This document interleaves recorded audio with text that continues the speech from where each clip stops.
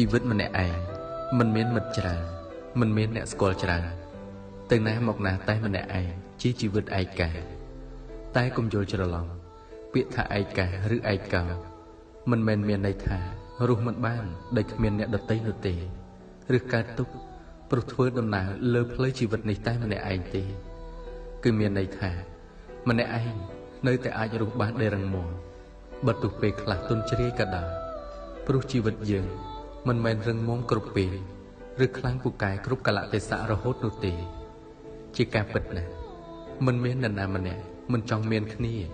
មិនមាននរណាមិនចង់មានអ្នកយល់ចិត្តឬតែមិនមាននរណាម្នាក់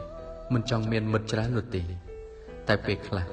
ការមានមនុស្សម្នានៅក្បែរច្រើនមិនមែនសុទ្ធតែល្អគ្រប់ពេលនោះទេបើយើងអាចរស់បានម្នាក់ឯងវាពិតជាប្រសើរណាស់ក៏ព្រោះតែមិនមានមនុស្សច្រើនទេដែលអាចធ្វើវាបានភាគច្រើនពួកគេបានប្រើជីវិតតាមគ្នាបើអ្នកមិនអាចរកមិត្តម្នាក់ដែលយល់ចិត្តបានសូមធ្វើដំណើរត្រាច់ចោលទៅតែម្នាក់ឯងចុះ